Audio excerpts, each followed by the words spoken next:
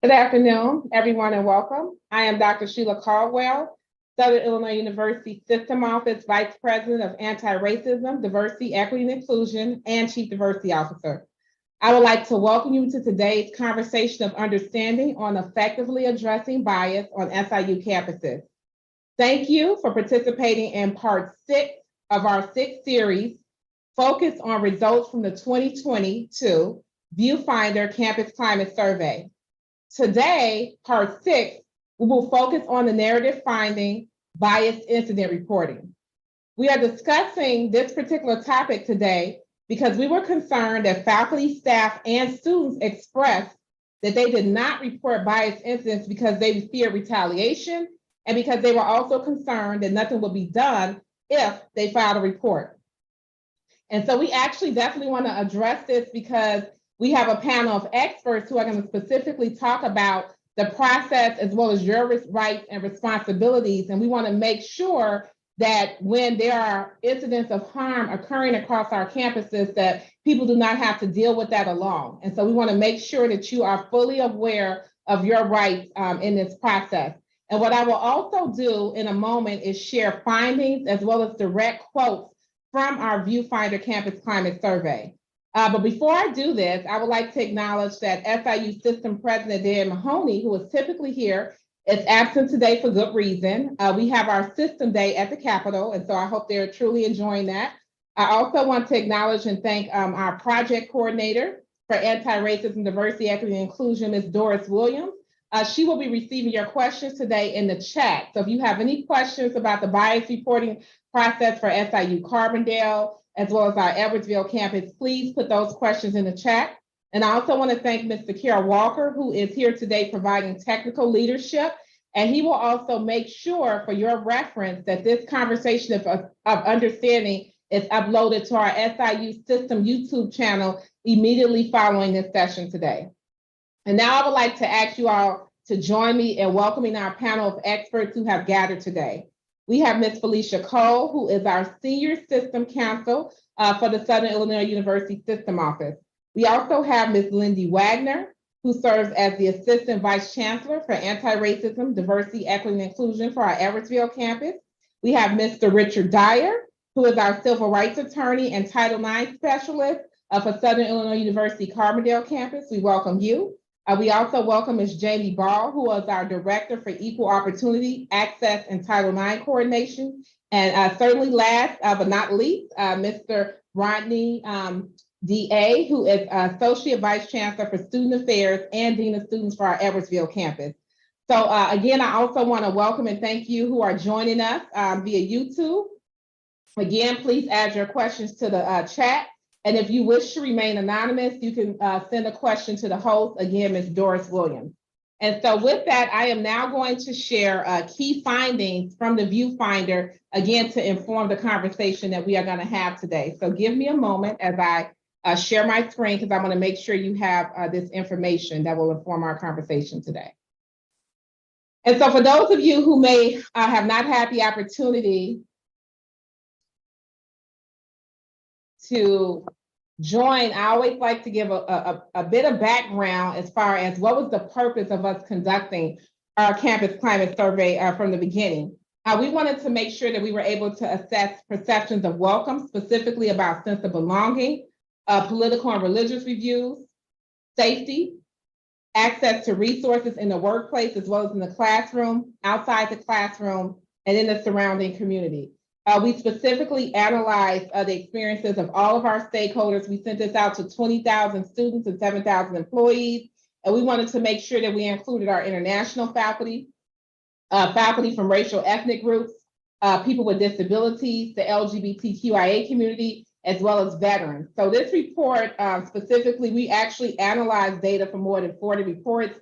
We looked at filtered comparisons to make sure we were disaggregating by race and gender. And then we analyzed those experiences. One of the things that we have on our website is executive summary reports. So for those of you who want to get more details, you can feel free to go to the siusystem.edu website, and you can read all of the executive summary reports from Edwardsville, Carbondale, the School of Medicine, as well as the system report to get a deeper understanding of our analysis.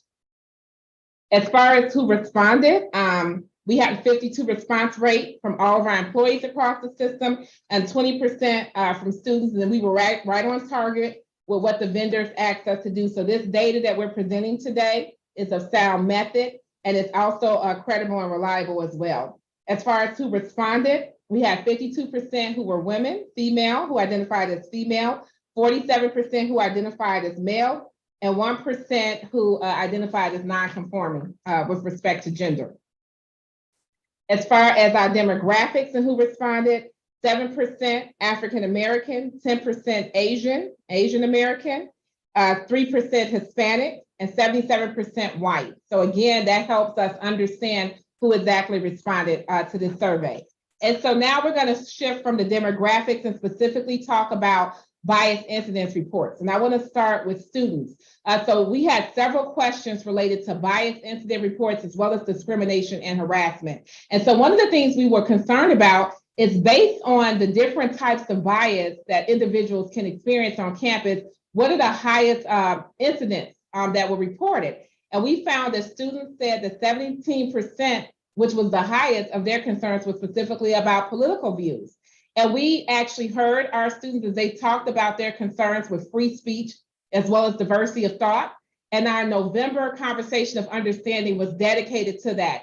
So I would encourage faculty, staff, and students to go back and look at that particular conversation of understanding. We had an expert from UC Berkeley Law School and from the Free Speech Organization come and speak to that to talk about unprotected and protected speech. But again, that was highest reported among our students. The second was race and ethnicity. Students felt like they were experienced bias and discrimination based on race and ethnicity. And last, but definitely not least, was gender. So again, these were the areas of concerns that students reported. And this is actually an example of one of the charts that I specifically extracted from our conversation of our understanding in our Viewfinder Campus Climate Survey. So let's take a moment to look at this. The first question is, our campus would take a report seriously. This is on a weighted average scale, and it's done in a form of a Likert scale. Strongly disagree. On a 4.0 weighted average, 3.63, our students said that we would take a campus report seriously. High numbers of their privacy would be maintained, that we would take steps to protect their safety. But confidence waned when we said we know where to file a report. As you can see, that was below 3.0. And again, we're going to address that. We're going to make sure not only do students, but faculty, staff, and administrators also know how to properly file a report. So this again is an example. When we asked students how many reported a bias report, 14% have reported a bias incident. 36% of those incidents were reported based on concerns they had with faculty members. 73% of incidents was due to another student. And I do want to stop here for a moment. One of the consistent patterns that we found throughout the entire survey on all of our campuses is that the incidents took place on a peer-to-peer basis. So again, if we look at this number, 73% of incidents with the student bias reporting came from another student. The exact same thing happened. Faculty were more likely to report faculty as an offender when it came to bias incidents. Same held true of staff members as well. So again, that proximity, that closeness, those relationships, again, people were more likely to offend within those peer groups. And that's another reason why we think it's important to address this, because we want individuals to have a sense of belonging. We want to promote harmony and unity on our campuses. And if we don't deal with these incidents, it will disrupt those very close relationships that we have on our campus. When we asked students, what happened when you did file a bias incident? 49% said nothing was done. Again, we want to talk about that. What is our protocol? What exactly will we do when students, faculty, and staff members file an incident report? We're going to address that. And only 18% felt like their complaint was taken seriously. So again, we want to share more details about that. Now let's move on to staff. The highest bias incidents for staff, bullying. Again, we talk about staff members, they felt like other staff members were bullying them. That was at 23%. When it came to the next incident, gender was the highest for bias and discrimination. And then age came in third at 16%. So we see that that's common. Age and race, specifically race, It's common with staff members as well as students as well. So when we ask staff members, 22% reported bias incident compared to 14% for students, 45% fear retaliation, and 63% said nothing would happen. Again, I talked about that earlier, but we want to address that because we definitely do not want individuals to fear retaliation. And I actually want to talk about that. Retaliation occurs, and it does include reputational harm when action is taken against the individual for participating in an activity, for filing a report. And this is a protected activity, and so it is prohibited. It is against the law. And I want to say it again, it's against the law for individuals to be retaliated against. So there is recourse that will happen if you feel like there was retaliation. So it's not just salary or position, it's also reputational harm. And we have experts who will address that more thoroughly. But I wanted to make sure that individuals were assured that retaliation is not acceptable, and we will address that accordingly. So as we move on to faculty, we see that faculty, 30% experienced bullying. So they had that in common, unfortunately, with our staff members. I can tell you, when I saw these numbers, I was very concerned when I saw the bullying. And again, I mentioned earlier that we have 40 reports. And so we definitely take bullying incidents seriously. But when I looked at our peer institutions, this was an unfortunate trend in higher education. The average number was about 28% of bullying among faculty and staff. So we are not outliers, but we are also very concerned about this number, and we will address it and seek to redress and make sure that this number goes down, because we do not want any faculty, staff, or students being bullied on our campus. Gender was at 27%. And again, race was common among all three groups as far as discrimination and bias at 18% for faculty as well. 27% of faculty had reported a bias incident. That was the highest among staff as well as students. 48% reported it to their supervisor. 15% reported it to the chief diversity officer. 49% feared retaliation. 57% did not report because, again, they feared nothing. They were concerned that nothing would happen. These are direct comments from the campus climate survey that we did in April of last year, just about a year ago exact to this date. I never felt like these incidents would be responded to appropriately, so I never reported anything. I once went to the ombudsman office and they were extremely helpful. I recently had an experience of a student receiving retaliation for reporting suspected abuse. I heard from several people from around campus about this incident, which eroded my trust in the investigative processes being maintained during this investigation. So we want to discuss trust and confidentiality. I bring this particular comment up because we will discuss that, how these cases are confidential and you can report anonymously. These are other comments specifically from faculty members. I have personally experienced multiple forms of harassment on campus. As they were conducted by tenured faculty, I was told nothing will happen to them. They are untouchable. Again, harm is not tolerated, discrimination, bias from any team members on campus. And so I brought this comment up because I wanted to address this and say this is false, that things can happen to anybody on campus, tenure or not, when they impose harm on others. And I think that needs to be said. I was explicitly told that I should no longer talk about certain topics related to my research on Indigenous communities. That particular topic comment was extracted because I want to show the different types of bias. Someone can report that and say that, again, they're allowed to talk about race and ethnicity, specifically as it relates to research and academic freedom. And so we want to make sure that individuals know that that is, again, a form of bias and it's not acceptable. The third comment, I believe that my complaint was taken seriously. However, I still feel left out, excluded as a faculty. I do not receive the same opportunities and struggle to get support from my immediate administrative supervisor. This has affected my emotional well-being, leading me to isolate myself, and has affected my professional development.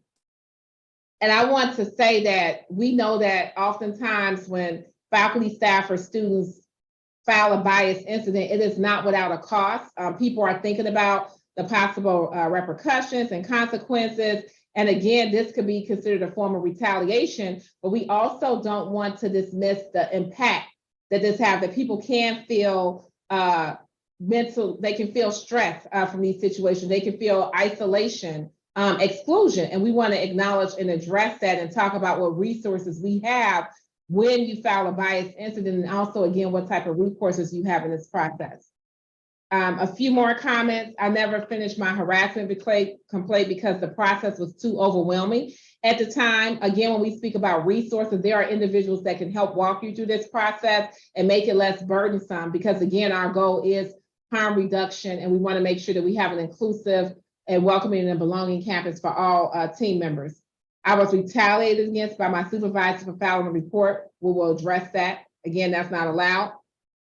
The third, I don't actually know. I filed the complaint and the person doing it stopped for the most part, but nothing changed other than that person tried to be more professional around me. So we want to talk about how we will close the feedback loop, that there should be communication against the Title IX reporting office, as well as to the individual who filed the complaint. So we will discuss that today. I filed the report 3 years ago. Again, that communication, that feedback loop, we want individuals to know what happened after they filed the report. The faculty member I reported it to, they reported to someone up the line and they questioned me about it. That office belittled my complaint, dismissed it because he didn't actually hit me, and strongly urged me not to pursue my complaint further. So again, we will speak about what are your rights. We do not discourage people from filing a bias report, and we do not basically tell them that they have to stop pursuing their particular complaint. You're within full rights to basically take your complaint to the end and make sure that it is resolved appropriately. I started to make a report, but the staff that made contact grilled me over the phone several times. They made that person feel trapped about their options because they didn't want to hurt the person who did the acts for life. And this was a student. These are actually student concerns right here. I finally ignored their attempts at contact because it was during finals and I needed to focus. So another thing that we want to address is, again, what are the rights? If you have a complaint and you say, hey, I just want to make sure this issue stops, I don't want to escalate it, the person who filed the complaint has the right to do that. Our goal is not to force you to do anything beyond your comfort zone. We do have certain reporting responsibilities if we feel like this person is going to continue to harm you or someone else. But if you feel like this is the extent I want to take it, I just want to say we'll have that discussion about how your wishes will be honored and respected in this process. The last 2 comments from students, I told a professor who promptly reported my complaint to the harassment office. And then the last one is, my complaint is older than 2 years, but it was not worth it to continue fighting it. So the other thing that we really want individuals to know is that we are going to respond promptly in a timely fashion and make sure that individuals who report bias reports have an idea of what that timeline looks like. So again, I want to thank all of the individuals who took the time to complete the survey, to share their lived experiences on the campus. So again, that we can address them, because that is our goal. And so I'm going to now stop sharing my screen because I wanted to make sure you all had that information. And then my next goal is to get to our first question. And I'm going to direct that particular question to Ms. Lindy Wagner. And if you could start also with, and then the second part will be Mr. Richard Dyer. If you could basically explain exactly what is bias and discrimination, how it's defined on your campus, and what is considered a bias-related incident. So I'm going to turn that over to you, Ms. Lindy Wagner, if you can explain that for our participants today. Yes, thank you, Dr. Caldwell. I appreciate that. So currently we've been actually reworking some information on the SIU eCampus. So one of those is our definition for bias. So I'll share that now, but it's what we're going to be recently using in this coming year as well, and what we've been working off as kind of a pilot throughout the year this year. So we have that a bias incident is defined as an action, a behavior, or an expression against an individual's or a group's actual or perceived identity. A bias incident may take the form of a verbal interaction, cyber interaction, physical interaction, or interaction with property. And bias incidents occur whether the act is intentional or unintentional, and may be based on, but not limited to, age, race, color, ethnicity, sex, sexual identity, sexual orientation, religion, disability, gender identity and expression, national origin, genetic information, citizenship status, political affiliation, marital civil union status, or military veteran status. And bias is a campus climate concern, we also note, because it often contributes to or creates an unsafe, unwelcoming environment. So bias incidents may also sometimes not fit within the parameters of a formal complaint process, but it warrants a response to remedy harm done to an individual, group, or community. So that is the definition that we're currently using. And I also want to highlight that we mentioned campus climate in the end. Throughout this, I might reference our campus climate reporting process. We have changed our bias incident reporting team, or BIRT, which might be what's familiar on the SIU campus, to this upcoming year, starting over the summer with our new student orientations. We're going to be telling them about this new process, which is the campus climate reporting system, so CCRS. And that's because we recognize that while bias is involved and there are those incidents, there are other campus climate concerns which we need to capture so that we have a better idea of how we can not only respond to the incidents that are reported, but use that data and use that information for the benefit of the campus through either educational campaigns or supporting students, faculty, and staff in different ways. So we wanted to make sure that I noted that when we're talking about that. And why we've decided to use more of the campus climate approach. And so also, if you hear other representatives from SIUE today mention campus climate versus bias, that will be the reasons that that reference point is happening. So yes, but there are many concerns on our campus that are considered campus climate. So I don't know, those are the specifics though for the definition. Thank you. And thank you for clarifying campus climate as we talk about bias incident. I appreciate that reminder. And now, Rich, if you could share how you all define bias and discrimination on the Carbondale campus as well. We operate from our campus's policy on non-discrimination and non-harassment. Our discrimination definition includes discriminatory harassment, includes but is not limited to conduct, oral, written, graphic, or physical, directed against any person or group of persons because of race, color, national origin, ancestry, religion, sex, sexual orientation, including gender identity, marital status, age, physical or mental disability, military status, unfavorable discharge from military service, or veteran status, as well as pregnancy, that has the purpose of or reasonably foreseeable effect of creating an offensive, demeaning, intimidating, or hostile environment for that person or group of persons. Conduct includes but is not limited to objectionable epithets, demeaning depictions or treatment, and threatened or actual abuse or harm. And I know we'll talk about our process later, but people can report incidents of bias or discrimination to my office. I know we'll get into that later, but we always reach out to folks and invite them to talk with us, to tell them about our process, our policy, resources, and other offices on campus.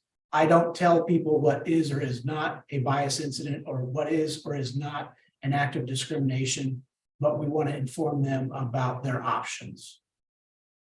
Thank you so much for that. And as you were talking about the different types of activities, so sometimes people go, well, how do I know that, I've experienced bias? And I think, do you feel belittled? Do you feel bullied? Have you been mocked? Do you feel like you've been stereotyped? Is someone stalking you? Did someone steal from you? Is there verbal abuse? Is there racism? Is there physical attack? Do you feel intimidated? So those are some of the things to keep in mind. These are the type of activities that take place that unfortunately can cultivate a hostile environment, but these are, how these particular incidents land on you. So I just wanted to also just build on the list that Lindy and Rich gave and give you a little bit more context. And as we talk about improving our campus climate, now I would like to ask Jamie as well as Ronnie, if you could share why faculty, staff, and students, why should they report a bias incident? Why is it important that we know about these incidents when they take place within our campus community? An important question to explore, and I'd like to build off of what Lindy shared and acknowledge the good work that she has done to kind of move us forward as a community and thinking more expansively about the tools that we need to have available to the community as we think about their needs. One of my favorite principles that I think I learned in law school was about Maslow's hammer. If all you have is a hammer, everything looks like a nail, right? So as Rich was explaining, when we talk about policy with a capital P, sometimes there's a fairly high threshold to reach in establishing policy violations. And that can be a kind of a daunting thing for folks to experience. And I think some of the feedback that Dr. Caldwell shared earlier reflects that.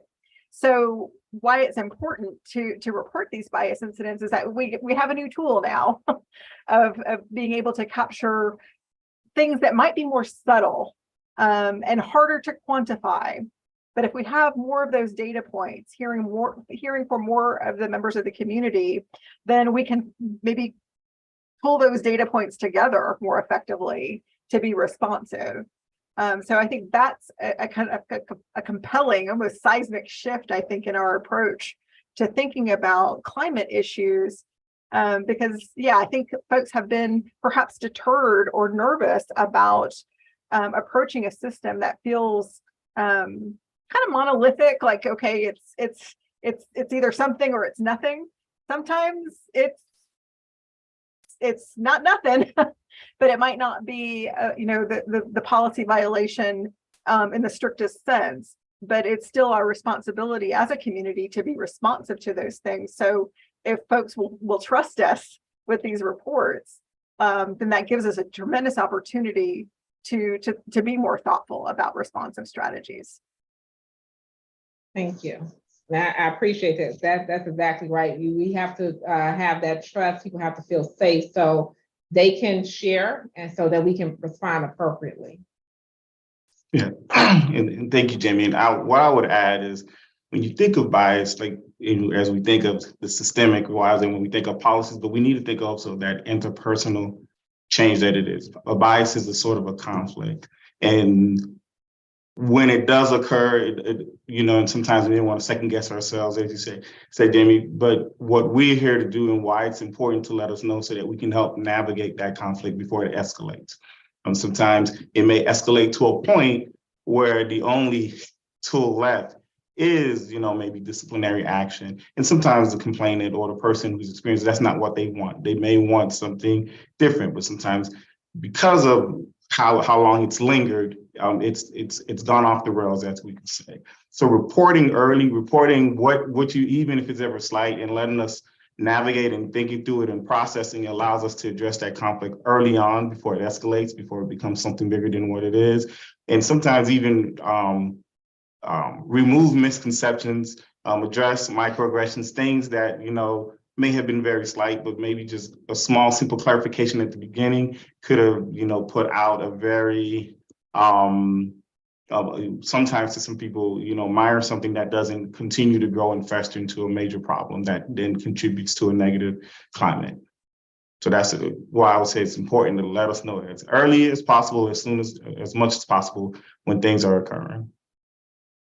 Thank you for that. And that's an excellent point, because I think that sometimes people might think it's going to get better. And you just described situations where most often they get worse.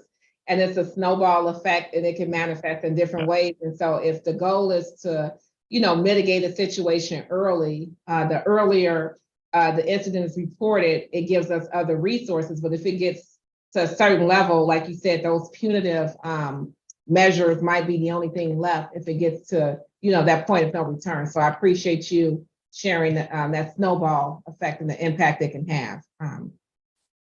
So if we, and I want to go back to actually our campus climate survey and how individuals responded. So our next question that will be directed to Ms. Felicia Cole and Lindy Wagner is that we had several campus climate survey respondents share the fear of retaliation as the reason that they did not file a bias report. In most cases, that was at least 50% for all of our different groups. And so I would like to know, what would you say to a team member who is hesitant or fearful to file a report when harm has occurred to them or someone else, because we know that bias incidents report can also be filed on behalf of someone else. So what would you say to someone who was fearful or hesitant to file a bias report? And I'll, Attorney Cole, if you can share that. Sure. As Jamie and Ronnie previously stated, it is extremely important that folks file these kinds of reports when incidents happen. So what I would say is don't be afraid. And I know it's easy for me to say that. And I understand that. But that's what I've always said to people, you know, when they've talked about fear of retaliation for filing any kind of complaint. Because the only way for the university to do anything about something is for folks to know about it. And if you don't share those concerns, it's not going to change. It's not going to get better because there's no way for people to know that it's even occurring if those concerns are not shared. And, you know, as Dr. Caldwell mentioned in her opening remarks, retaliation is prohibited. It's prohibited by various laws. It's also prohibited by various university policies that relate to our reporting processes. So again, I know it's easy for folks in the administration and those of us, you know, on this panel and others to say, you know, don't worry about retaliation. I know people do worry about it. But if you feel that you have been retaliated against, report that also. If you report it, something will be done. And again, I know there's always folks who give examples where things, you know, did not occur the way that they were supposed to occur. We don't know what all those specific instances are and can't necessarily address those on this panel. But I can tell you that for those of us that I know who are on this call, if we receive reports of retaliation, we're going to do something about it or make sure that something is done about it. So kind of what I would say to folks is please try to push past those fears of retaliation and make the report. And just know, and as we keep talking about trust, and I know that'll be mentioned and has been mentioned in the comments from the survey, but at a certain point, you know, if you want something to change, you have to trust folks to do their jobs and to fill our roles and to make sure that these things happen. So in order for that to occur, you've got to make the report. If somebody retaliates against you, then bring that to someone's attention. You know, in the offices where you make these reports, whether, you know, it's in Carbondale or Edwardsville or School of Medicine, you know, bring the retaliation to the attention and that will be handled with appropriate action, including disciplinary action, whether it's a student or a staff member, a faculty member. There are mechanisms to counter and deal with those retaliation situations when they do occur, because we do understand that sometimes they do occur. But we would put a stop to it if it's brought to our attention. Thank you. Attorney Cole. And I would say, in complement to the encouragement to file and try to trust, as Felicia was mentioning, is something that we've considered for the revamping of our process is the actual reporting form itself. So we've actually changed a little bit of it so that there is a little bit more inquiry from the person reporting on what they want to see happen as well. So there's more questions about what do you want to see as an outcome? Is this actually just an FYI? Do you even want to be contacted? There's just a lot more questions because we've recognized that as we were doing research into other institutions and best practices, that the trust does have to be built, and part of that trust is also being as transparent as possible what information we're collecting and also what we're doing with the information. So our reporting form includes outlining a little bit of that at the beginning so that people know this is how we're going to execute this process, you know, from you reporting on. And then what has happened as we've piloted it this year. So currently I serve as the chair of this group that is that handles bias and now campus climate, is when I receive the reports, because I receive all of them, my initial response when I can, because we do have anonymous reports and that will make it a different way to approach. But when people indicate that they are interested in being approached, I take the time to meet with them each and discuss what they're looking for, so that way that hesitancy or fear can hopefully be quelled a little, and partially because I don't serve as an investigative party, I only serve as the initial contact for support. So the idea is that when it's reported, I'm the person who asks what they need, so that in case it's something that is more supportive, maybe they just wanted to tell someone, then they have that opportunity to do so. But then it also allows me the opportunity to share information should they be interested in starting some sort of investigation, and also to help point them in the right direction of where that is. So some people, when they report, they're not sure what it is. Like, they know that it's something that was hurtful, or they know that it was something that was uncomfortable, and they braved the hesitancy or that fear, that initial fear, but now they still have more because they're not sure what to do next. And so my job is to help them so those next steps aren't scary, and so that they can be directed to the best party at this point for what they're concerned about. And then again, sometimes that is just being heard. I've certainly had a couple of people who they were worried about reporting, but once they did, they were really happy just to have someone listen at first.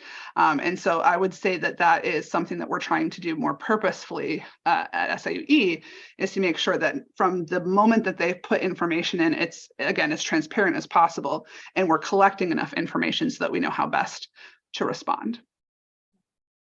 Well, thank you, Attorney Cole and Lindy, for pointing that out. So one of the reasons why we're having this conversation, and even as people talk about fear retaliation, nothing will be done, us discussing this and telling you and trying to reassure you that something will be done, is that we're holding ourselves accountable. So we're actually saying, hold us accountable to this, because one of my personal convictions as we do this work is that people should not have to choose between dignity, self-respect, and livelihood. I think we should have all three.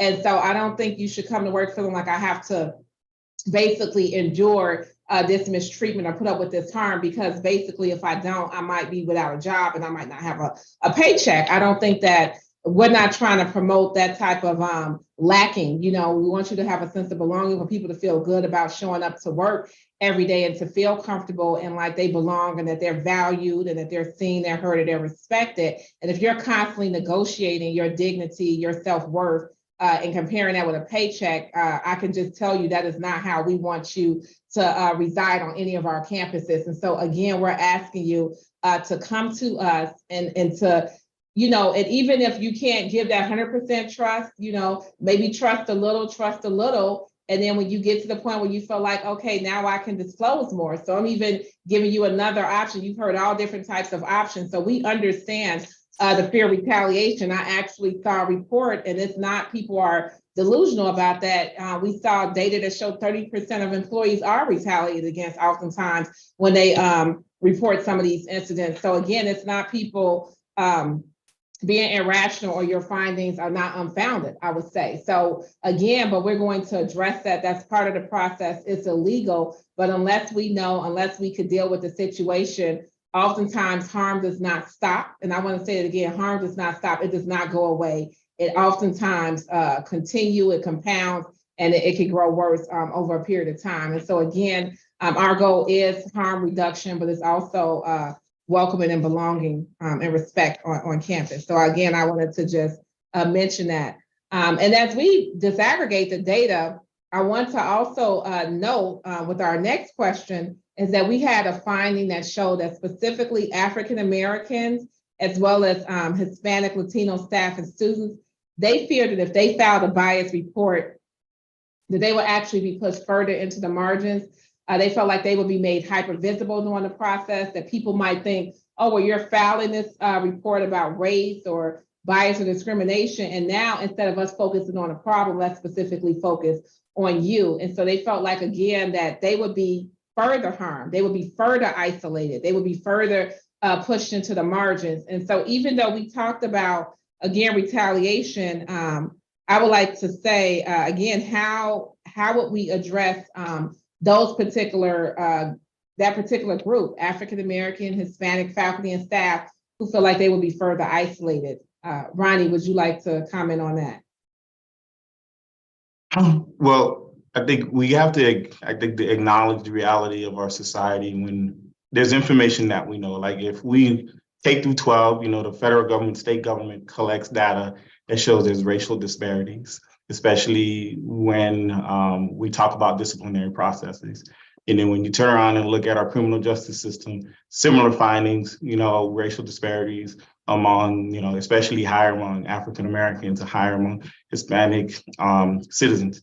So this is a group that when they look at other systems within our country, they don't see that they're being treated well. So I think it's natural, and I think it's something that we should conclude that, yes, they're not going to trust the system. Everything we're saying here, we're talking about being transparent. We're talking about how we're going to, support you through the system, recognize the trauma that you've experienced, but there's still that reality of how everything else is functioning in society. And so really it's our goal to not be ignorant to that, to understand like there is true hesitancy, and all of those factors contribute to that. And so that's that opening step of like, yes, I as an African American student, as a Hispanic student, you have legitimate reasons to not trust this process. But as administrators, it's our job to be transparent and understanding that. And as we walk through the process, to not be dismissive of that. And what I would add to that is also be mindful of, are any of the policies in place? Do these students feel like these policies are shielding the bias, right? Like, oh, this bias, this act, while technically it is possible under, administrative processes, I do still that some of that motivation was due to my race or my identity, and not, again, allowing that to be shielded and covered, but be like recognizing that that could be a possibility, and seeing in what way we can still support that student, even though in recognizing in what way can we address these policies so that it doesn't create that climate that we're trying to change on campus. Thank you. And I think that's very important that we go into this process, as you said, with knowledge and information, not just about our institutions, but about greater society, because we are a microcosm. And again, like you said, several groups do not see justice administered. And so to think that they would necessarily get it here without us assuring them, that would be dismissive and really not rooted in reality. So I think it's important for us to acknowledge these other systems and structures that would hinder or impede students from wanting to go through this process and feeling like if they did, that they would be successful.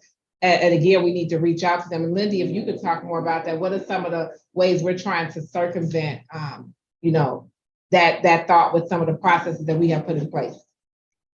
Yeah, absolutely. So we have thought about that data actually that you shared. It was part of what we considered when we were trying to revamp the process. And I'll get a little bit more into later about the actual step-by-step details of our revamped process. But one of that is ensuring that, like I mentioned in the pilot, I'm serving more as that immediate contact when a report comes in. However, in the future, we actually have a group of faculty, staff, and students on campus who have agreed and volunteered their time to be potential respondents to a reporting party. So instead of me, if someone reaches out and in that report that I just mentioned that we're collecting more information, one of those options is to select who you might want to connect with. So that could be, if you're a faculty member, you could select another faculty member. If you identify as Black or Hispanic, you can actually choose potentially someone from maybe the Black Faculty Association, Faculty Staff Association. And we're actually in the final throes of completing what's needed for our Hispanic Faculty Staff Association. So I'm pleased to say that as well. And we'll have a representative in this group from that organization as well. And so in that sense, if you are concerned that you're not being seen for you have the chance to be reached out to by someone who you feel some sort of connection with potentially. And we did that intentionally because we know that this information had been shared with us, and we wanted to ensure that if you were already hesitant to start with and you took that first step to be brave to report, and you are still nervous about the next steps, that you might find solace knowing that whoever is connecting with you and helping you through the process is someone you could have some more faith and confidence in. And so we did want to provide that opportunity. So we were very again cognizant of who we placed as potential representatives to support those who do report. And it was directly as a result of this. So we're hoping that we can keep adding constituency groups, again, student representatives, as needed to ensure that we have enough of a group that no matter who you are reporting, you have the chance to connect with someone who you feel safe with. No, thank you for that. And just acknowledging our specific data and how we're creating solutions to be data driven, because again, if we go back to the regional findings that I presented, one of the things that every group had in common, we had the 3 highest incidents on campus, and every group had race and ethnicity. So we want to acknowledge that identity is one of the salient reasons why individuals are experiencing bias on our campus. Again, faculty, staff, and students have race and ethnicity in their top 3 as well as the highest bias incidents that they had experienced on our campus. And so again, looking at that data and actually building in our process, responsiveness to that. So now you have individuals from the Black Faculty Staff Association, Hispanic, LGBTQIA, Disabilities International, that's built into our process. So when you experience that type of bias, you're not coming to people who don't understand. We acknowledge based on our data that is actually a real thing, and we want to make sure that we mitigate that and that we redress that and that we correct that. That's part of us doing justice work here at SIU, that you don't continue to experience harm based on your identity. So thank you for sharing that. And as we talk about not experiencing harm, our overall goal, again, is to improve the campus climate and to make this a place where people want to show up and belong. So Jamie, if you could tell us, how does reporting bias help us with that particular aim and that goal? What does it do to improve our campus climate for all of our stakeholders on our campuses? Yeah, it's an important question. Because it gives us an opportunity, of course, to address the specific incidents that are reported, to try to mitigate their impacts and to help the individual humans who have been harmed by a particular situation. But we know that incidents that are reported are not happening in a vacuum. They're reflective of dynamics that are kind of rippling through the greater community. So again, I mean, it helps us to kind of have a louder and more complete conversation about all the things that are affecting our climate when things are reported. And I so appreciate, again, this seismic shift and thinking about it as a climate conversation rather than incidents, right? As you introduced me, you mentioned that part of my work it relates to Title IX, which has me working with members of the campus community who have been affected by sexual violence. And it calls to mind a really powerful quote. I remember Samantha Bee, the political comedian, saying when the Me Too conversation was happening really loudly. And she said, it doesn't have to be rape to ruin your life, and it doesn't have to ruin your life to be worth talking about.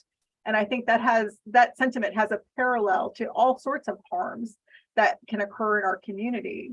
So the idea is like, let's capture all of those things on the spectrum of experiences. Some are really awful, and we would, those might be the ones that we adjudicate formally and have that kind of level of accountability.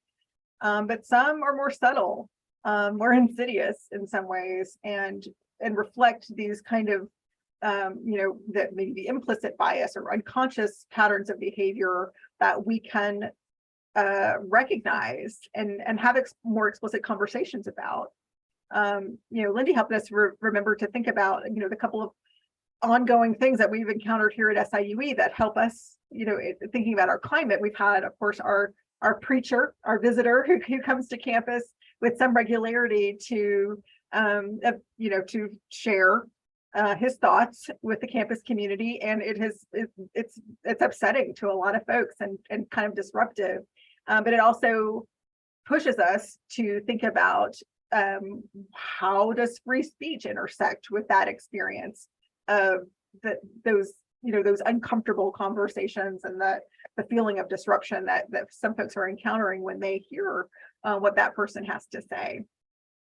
So it gives us opportunities to develop educational conversations around the incidents that are reported, the big ones and the small ones. And to the point that was earlier raised about closing a feedback loop, part of what we're trying to do with this approach is to keep that feedback loop going as we hear from the community what's going on, what's showing up. It creates an opportunity to tailor the communication, the educational opportunities to be responsive to things that are reported. So yeah, I really appreciate the space that we're trying to create for folks to just tell us what's going on. It really does help to make it more possible for us to have a more complete conversation and a more complete response. Thank you for that. And I do like the point, especially when it comes to the education piece, because that is, obviously we are an educational environment and we definitely welcome multiple perspectives. But at the same time, one of the things that Bias Incident Report help us do is it helps us, again, as I shared the data earlier, what are the patterns? You know, we talk a lot about systems and processes, but I also want to say people cause problems. So if we have one person and within the academic year, it's like 10 times they've offended somebody, we need to go directly to that person and say, you are a person who is causing harm on a campus. And unless people report that, we won't be able to pick up that particular pattern or thing that this individual is really a problem and that they need to be addressed. And then if we look across the campus and it's like, oh, when it comes to political views, some students don't feel comfortable if they lean to the left or lean to the right, that they can't say things. And so again, it's like, what does it look like for everybody to be able to share their perspectives in a respectful and civil way, because that is a part of the educational process. So that's something that we would educate on. And then there are other times that we might have to be, I would say, more direct and even more confronting, because we can't allow individuals to, you know, disrupt people's productivity, that they are undermining them, that they're disrespecting them, they're belittling them. So I just want to say that that's something that we would need to know. Even when you go back to the speaker, people might want to say, well, why are you tolerating a speaker on campus who's disruptive, who's coming every week? And if I could just be direct, it's because we would be sued if we did not. I mean, I just have to let people know that we are a public university and that people have, that is protected speech on campus. Now, we can also offer a counter narrative. And I would also like to say this person who comes to campus who's disruptive, they're allowed to do that. And we're also allowed to say that they do not espouse our views, that we don't agree with them as they try to undermine and belittle, whether it be women or people from the LGBTQIA community or people from ethnic backgrounds. We don't agree with them. But again, they are allowed to exercise their opinion and their free speech, just like we're allowed to disagree with them. So I just wanted to also say that, because I've had many students ask, why is this person allowed to come to campus? And in a very simple nutshell, that is why, because they legally have rights to do so. And if we were to shut them down, we would also have to shut down the people who we agree with, because that's how the law works. It has to be fair, it has to be just. And again, part of that process is us listening to people who we don't agree with, and who are also at times harmful. And I want to acknowledge that as well.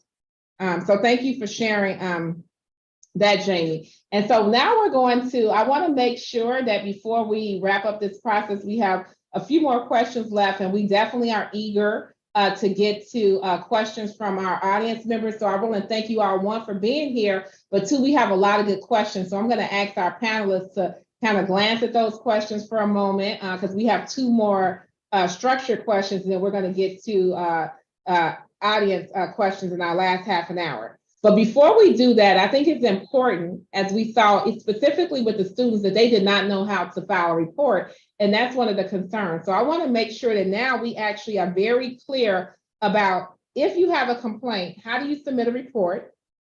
Can those reports be submitted, reported anonymously? Can they be reported on behalf of someone else?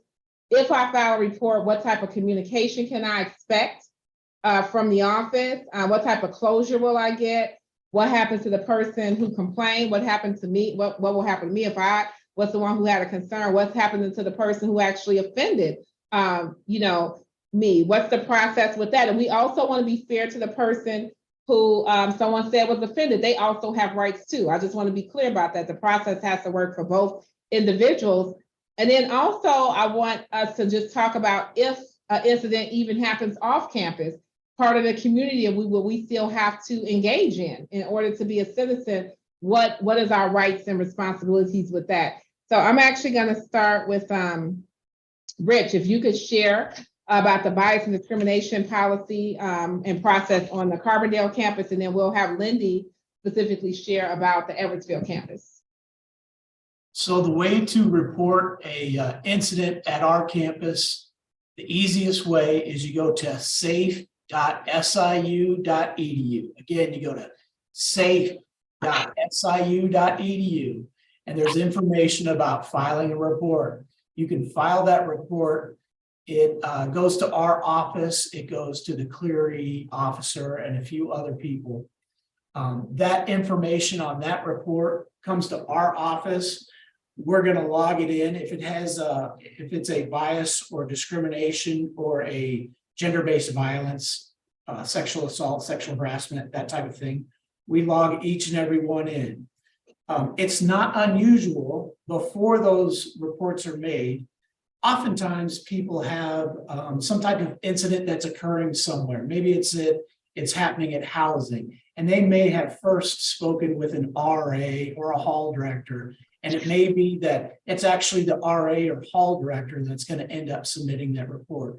So it's not unusual for other people to submit reports about other people that are undergoing experiences. People can submit them anonymously as well. That's logged into our system. What we're trying to do, or what I'm trying to do in my office, is I try to identify who the victim is. And I want to reach out to that victim. It doesn't matter if it's occurred on campus or off campus.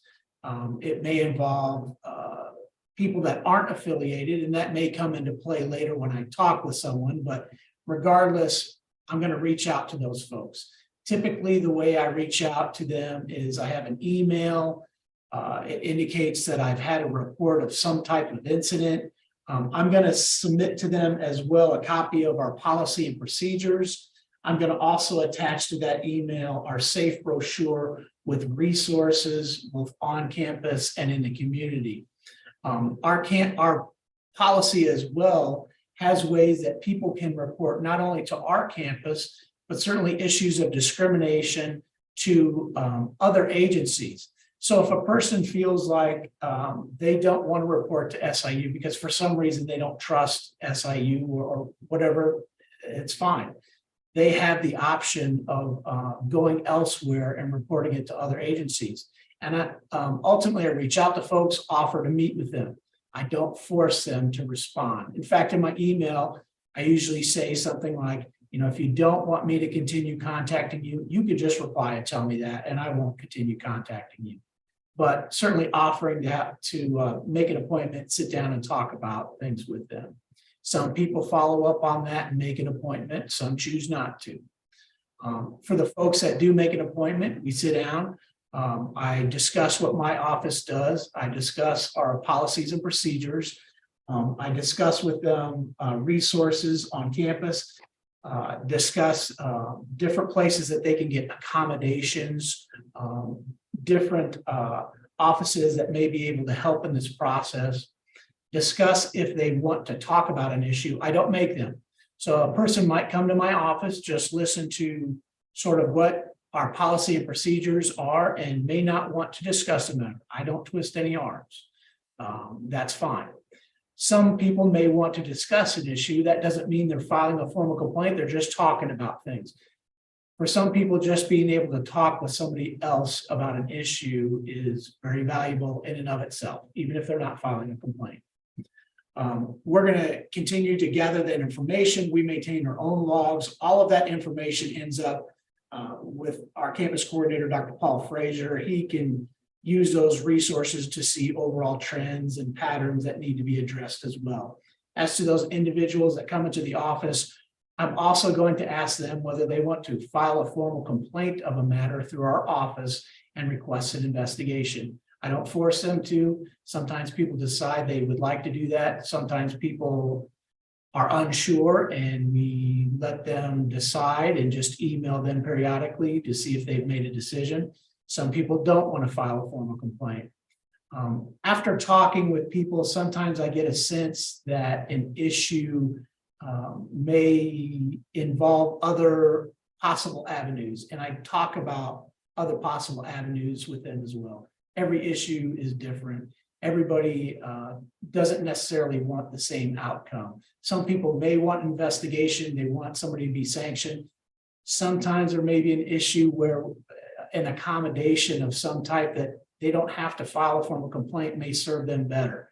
If it's two students that are having a problem, it may be discussing that, hey, you can get a mutual no contact order. There's student rights and responsibilities.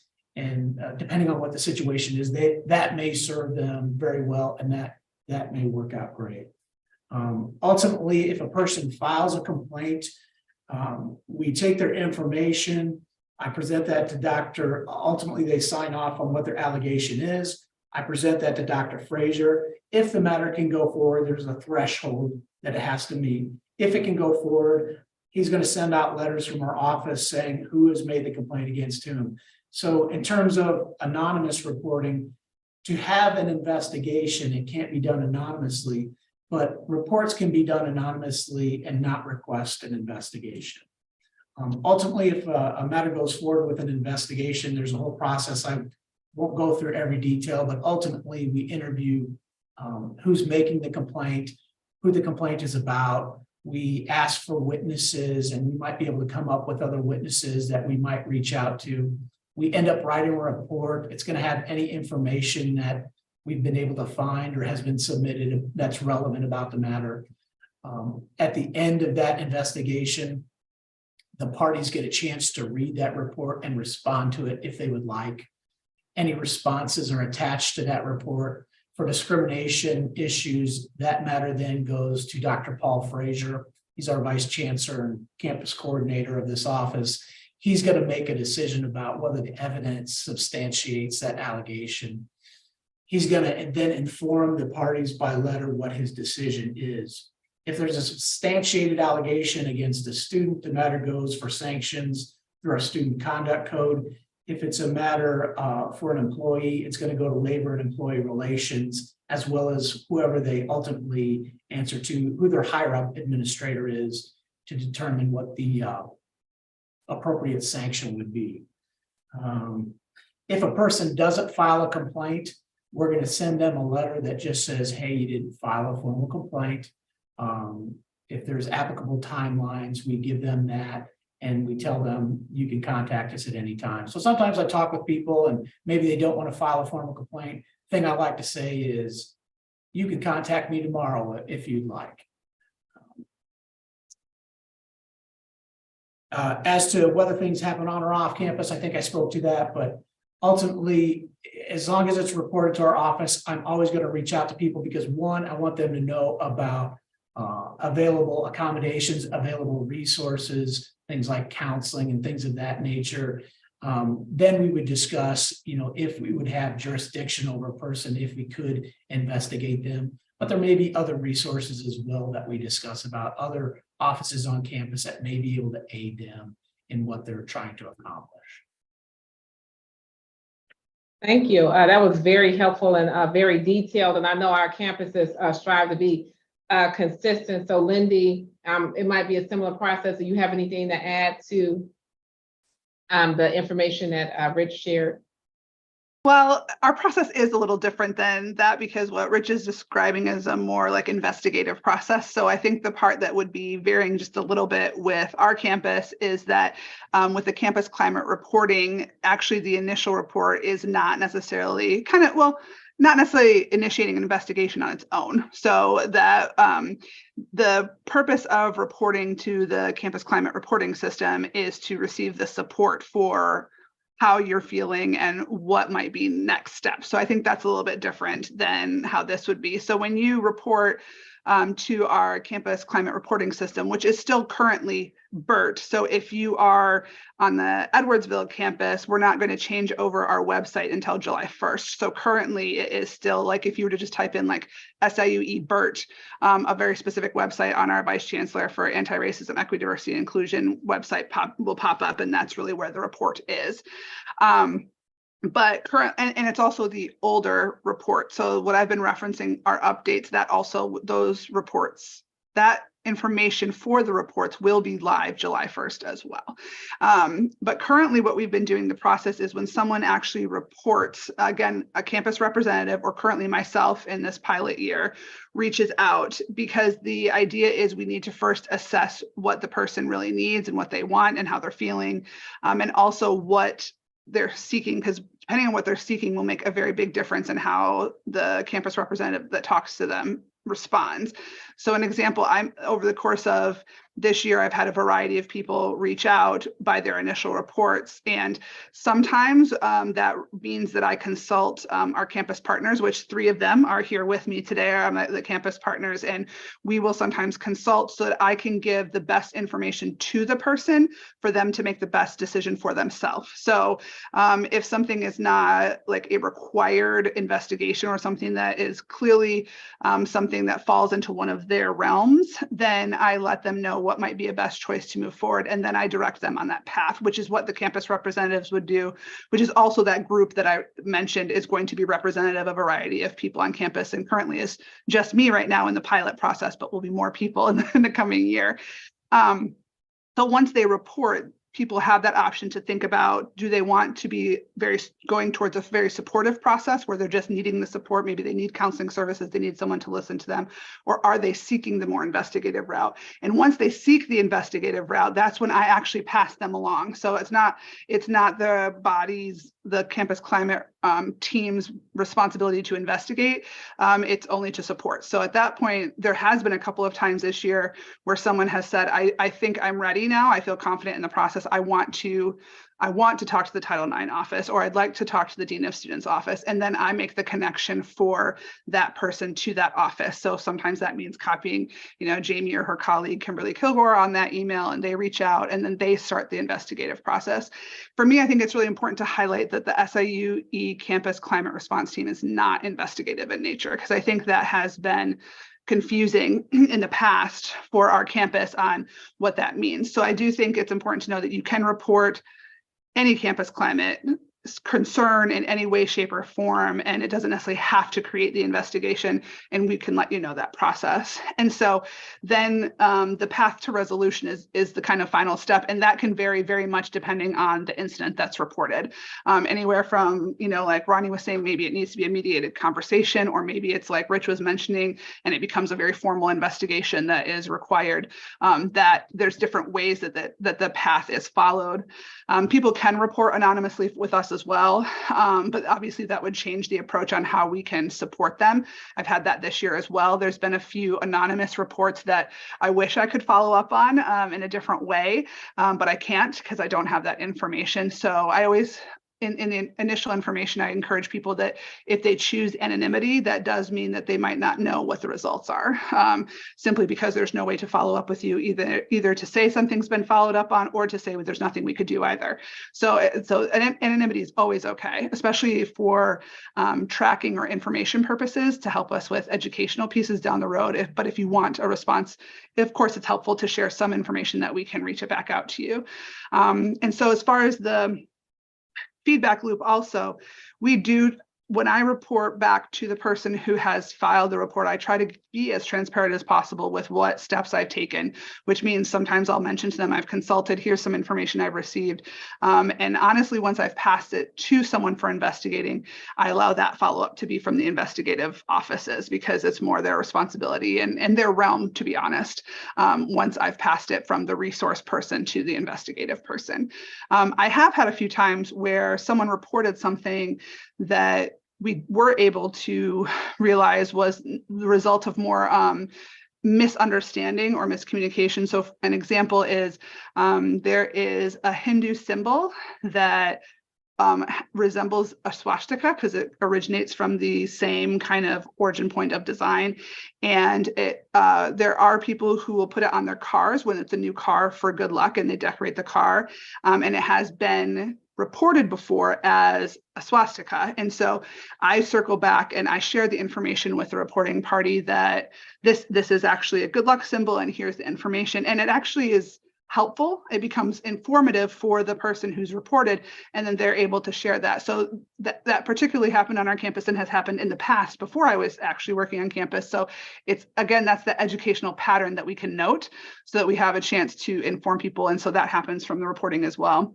And again, I guess, and similar to what Rich was saying, for the people who have offended, that also varies depending on what information we receive. There are times where we have reached out to the reporting party as well as potentially someone who is the alleged perpetrator of the incident, but it varies depending on the actual situation. And I would say similar to what Rich said for Carbondale, if there is an off-campus incident, depending on the situation would also dictate how we respond. Is it within our reach? Is it someone who is affiliated with the institution? Are they both affiliated? Is only one affiliated? And it has to be done, obviously, according to the legal guidelines that are laid out for those types of things. Final note real quick for the Edwardsville campus, I do want to say, like we mentioned, we're launching a new website that is going to happen July 1st with all of this additional information. And also that will include a dashboard, which I think is important to understand about closing the information loop. That dashboard will actually have redacted snippets of the incidents that are reported. So you would have the chance as someone who's maybe reported, but also just a general campus member, to actually check at any time to say, like, what's happening on my campus? It actually provides the tool for you to know how things are approached. And it also will report on kind of where we are in the status. Like, are we kind of still working on it? Is it something that's been resolved? Is it something that we're, looking into in a different way? It will kind of keep people informed in that way, so that there isn't as many questions about the transparency part of the work that we're doing. And at the end of the year, we'll compile a report that mentions, how many of these reports were related to X topic, how many reported by faculty, how many reported about faculty, those types of things, so we can have a little bit more thorough information. And that will also be complemented by some educational campaigning that we'll do to make sure people understand the process. And that's going to start actually this summer with us at the new student orientations, making sure that all incoming students have some understanding of the campus climate reporting process. So we're going to try to make sure that educational campaign starts with this incoming class and continues, so that people have more familiarity with the process. Excellent. Thank you. I know that we received, as you can see, that we definitely have a process, right? If you didn't understand anything else, we have a process. And I know that obviously we were not going to retain everything that was said, but I do think both campuses made it clear they have websites. There are human resources. I think another thing that I heard, and I'm sure you did as well, is that these cases are very nuanced and complex. And so we don't adjudicate everything the same. Things might seem like they're similar, and just a few details can really put you in a different direction based on the actual case, and also based on what the desires of the person who had the complaint were. And so the best thing that we could say now is that as you can look at this particular session, you have people that you can go to who will help you with this process. And I think that's the best thing you can do. You have the website, and you also have individuals, as was said earlier, it may appear to be one way and it could actually be something totally different. But we like to say that you're special, but a lot of times your case may not be special. The college has been around for a while. We've dealt with these things. We have people who are experts. So again, we're encouraging you to report, because there is a clear process, and based on what your concerns are, we will help you with that process, and we will let you know what the outcome is. We will be as transparent as the law allows us to be. And I think that needs to be said as well. So I also wanted to just thank Rose Berkman.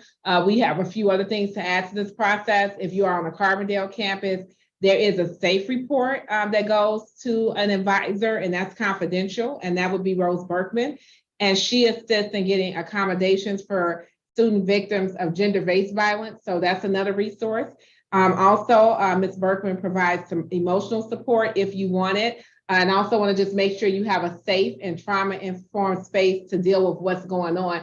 So again, we are thinking about your mental wellness, your emotional well-being as you go through this process. And so there again are resources on campus. We have counseling services. We talked earlier about our diversity offices. You have faculty members. We have our LGBTQIA Resource Center on our Carbondale campus. We have our CURE Faculty Staff Association. We have BFSA. So I want to say that we have a lot of different resources available to you to help you process these different concerns. And for time's sake, I do want to now transition to questions. We have about maybe 15 minutes left, and we have several questions, and I want to make sure that we get to those questions as asked by audience members. So the first question that I'm going to pose to our expert of panels, and I'm actually going to be, I would like to say that I'm not going to mention a particular department, but I am going to speak to the rest of the question.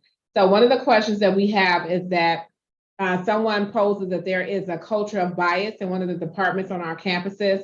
They personally filed a complaint after their contract was not renewed, after filing a complaint against a colleague. The feedback they received was that they were an at-will employee and therefore no rationale was needed for the non-renewal of their contract. So again, you know, the word retaliation is not used, but it appears that they filed a complaint or after their contract was not renewed, correction. And then after filing the complaint, they were told that they were at will and that they did not need to have any type of feedback was not required. So I know I don't want to put anybody on the spot, but I know we have a couple of attorneys on the call. Do we have anyone who wants to respond to that particular concern? Sure. I'll just quickly say, again, I'm not familiar with this specific situation and it's on the other campus that I'm not on. So I have no knowledge about it specifically, but I would say if somebody has filed a complaint and they feel like this kind of an action was in retaliation for that, as Rich mentioned earlier, there are other avenues that person can pursue. If they're not happy with how things have gone, on the campus, they can file a complaint with the state with the ethics office, the system ethics office. They could also file a complaint with the Illinois Department of Human Rights. I mean, also because this is an employee, the EEOC, the U.S. Equal Employment Opportunity Commission is also an option. So again, I'm not suggesting that that's what they should do, but I am saying that if someone is not satisfied with whatever result has occurred on their campus, there are a variety that we're required by law, to inform people of, that they have those other options, and on our websites those agencies are listed, and so folks can go there and maybe get the relief that they're seeking, if they feel that they were not able to have that occur on campus. We certainly hope that folks would start with the campus and try to go through the internal processes, because sometimes things can be resolved by doing that, and it's certainly going to be faster than going to an outside agency. But we understand that people, need to pursue their rights however they feel is appropriate. Thank you, Attorney Cole. And that was definitely helpful. And I think one of the things that we heard is that there are options beyond SIU. If you feel like that you are not getting, the justice or that the case is not adjudicated in a way that is desirable or pleasing to you, that there are other options beyond SIU that you can appeal to. So again, we want to do everything we can to resolve it internally, but I just want to let you know that there are other options, as Felicia mentioned, that you can appeal to. The next question that we have is, how can students, faculty, and staff trust that members of higher administration will act in good faith on these reports? There is a lot happening on our campuses, and it has built up a distrust. And I think I would just like to start out by addressing that. We saw that on the survey when you see fear of retaliation, fear that nothing's going to be done, and those numbers are well over 50%. It does speak to mistrust, and that's one of the reasons why we're having this conversation. Our goal is to be transparent. Many of us on this call obviously are administrators, and we're saying that we want to regain your trust. We want to rebuild trust. We want the opportunity to address these bias incidents reports, and we want the opportunity to correct, to remedy on your behalf. Now, one of the things I want to say again is that everybody has rights in this process. So even though you have someone who complains, it doesn't mean that the complainant that it's going to be a satisfactory outcome based on obviously both sides of the story. But we do want to express that you will be listened to, you will be heard, and that we will have integrity in the process that is outlined on our campuses. I think those are the things that we can assure you of, but we also have to say that you have to give us an opportunity and come to us to be able to help resolve these issues. Again, we can't help you. We can't improve our campus climate, if we are not aware of these concerns, if we're not given the opportunity to reduce harm and to, I would say, restore and reconcile relationships as much as we can. Because again, as we talked about the data earlier, oftentimes these infractions are occurring within peer groups. So you have to see that faculty member every day. You have to see that staff member maybe on a weekly basis, and you want to be able to have that relationship where it could be productive. We don't promoting everybody as BFFs on our campuses, but we definitely want to have those relationships where they can be harmonious, respectful, and reflective of our values. So that's what I would like to say to that, is that we are asking for the opportunity to rebuild trust, and there are ways that we fall short. We also want to know about that too. So again, we know that this is an iterative and active process, and we're committed to doing things the right way in service to all of the people who work on our campuses. So I just want to make that clear as well.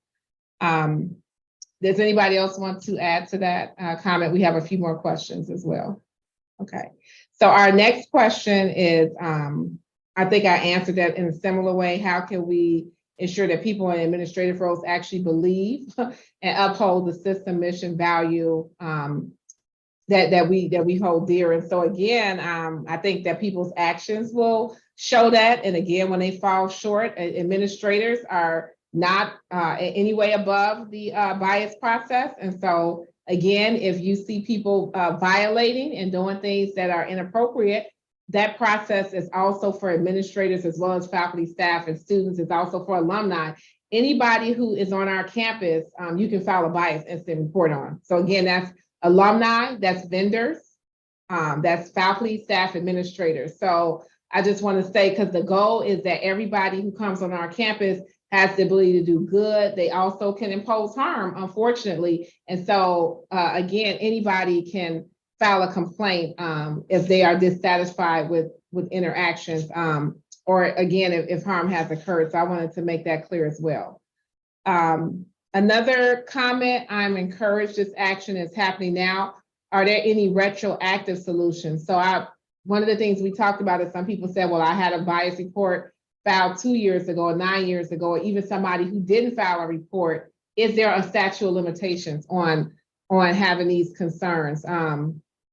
Can somebody respond to that? I can say for Carbondale, for discrimination complaints, there is a limitation in the policy. Those complaints need to be filed within 120 days of the last date or incident. Sometimes something has happened, but then another event happens a couple months later. It would be whatever that last incident is. That can be waived up to 1 year. So it's within 120 days, it can be waived up to 1 year by Dr. Frazier. It's usually waived I'll say extreme circumstances, circumstances of health or safety certainly would rise to that, to raise that to a year. But it is something to be mindful of. And we tell that to people when we talk about our policies and procedures.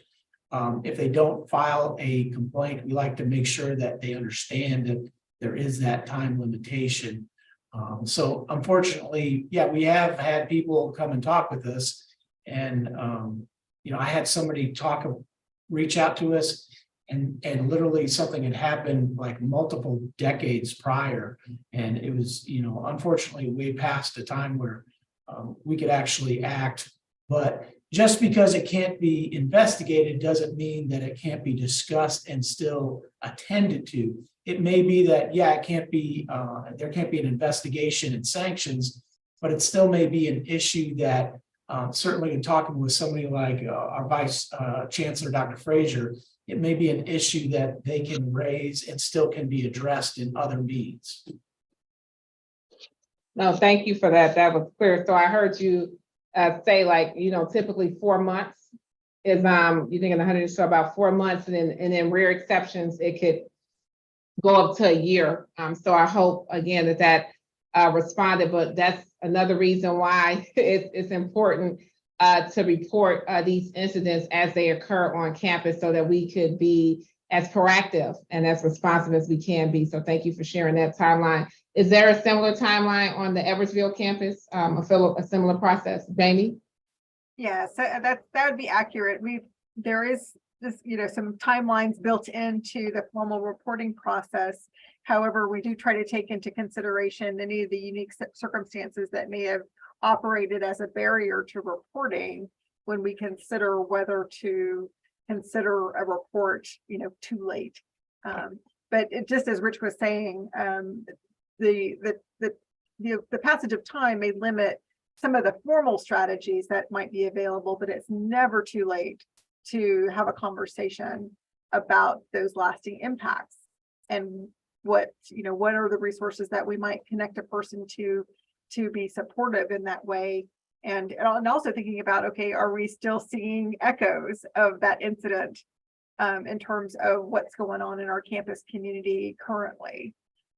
So yeah, it's never too late to have a conversation, but the passage of time and sometimes jurisdictional issues, like if people graduate or leave employment, we have limited ways to act in the formal response in terms of being able to adjudicate and enforce disciplinary sanctions if folks are no longer with the university. But yeah, it's never too late to have a conversation and to figure out some constructive next steps. I appreciate that. And then I believe one of our remaining questions is how often is action taken when desired by the informant rather than just filed away? Are there statistics showing compliance does act? This may help address this perception. So, and again, I think that goes to the feedback loop. There's a perception that when people file a complaint, nothing is done. And they want to know, do we have any stats showing that we do, close out the bias incident reports or complaints or even discrimination reports that we receive? How does the process hold us accountable at this point when people file and they do desire some type of follow-up action or closure? For those of you who process these claims, I think it would be beneficial to respond from that perspective. I think that's me. As I mentioned, this is my first year in the process of being the chair and being responsible for this. So the intention is at the end of this year to do something that you've just described, which is to start the process of creating a report that says, this is how many, we've encountered, this is how many we couldn't act on, this is how many were anonymous, those types of things. So the intention is at the end of this year, we have that so that when we launch our new website with the new report and everything, we actually have the data from this last year. So that way it's kind of like the, jumping point for us being able to keep the records consistent. Do I have the information from that previously? I do not. So I wouldn't be able to speak to previous to my time as the chair. But I do know the intention is to be sure that we have that information more readily available in the future for this exact reason, and for the response to the campus climate information is to make sure that we are being as transparent as possible as far as where we are. And I also think filed away, I'm not sure exactly for that part, but there are some that do just are filed away for the simple act that I said, if someone has reported something anonymously and there's not enough information to act on in any way, which has happened, then there isn't much else to do, which is an unfortunate circumstance, but that does happen. There's a couple times where I've received maybe a 1 or 2 line report and someone is frustrated, but I can't gather more information to do something. So it can be a challenge sometimes. And in that instance, when we would report it, it is something that wouldn't be able to be acted on. So I want to make sure that that's clear too. There are certain, as we said, each situation is unique, but we plan to report that to the best of our abilities. Thank you. That's helpful to know that this will be the your baseline data, and then we'll be able to be transparent and have that standard moving forward. So thank you for sharing that. Rich, do you have any comments on that for the Carbondale campus at this point? Sorry. Our coordinator does reports of cases that have come in, cases that are filed, different parameters. I don't have necessarily access to those kind of reports, but those are reports that they share with upper administration. I believe that they also have to report that to the state as well. So they do keep that information. I'm more, I couldn't cite to you statistics offhand, but we log in absolutely every case. whether people responded, whether there was an investigation, or, what the outcome is. So we do keep all that information, and I know there are reports generated. Thank you. All right, well, I know that we are nearing our time to close. And so I just want to, again, I'm going to actually clap for our panel. They are very informative and knowledgeable. So thank you all so much for being here. I also want to thank our audience members and just your excellent questions, all very valid. And we want to say that the questions don't stop here. If you want to follow up, are there specific areas that you're concerned about, please feel free to reach out to our panel members based on their areas of expertise, because again, we are aware of the current challenges that are going on, and we do desire to overall have, again, a place that people can have that safety, that trust, and just have the assurance that we do see you and we want to hear you and that we value you as an individual as well as an employee. And we want to make sure that this is a vibrant and just community for all of our team members. So again, that is one thing that we want to reiterate again as we specifically talk about bias. So again, I want to thank everyone for joining us, and I want to give you back your day and say enjoy the rest of your day. So thank you.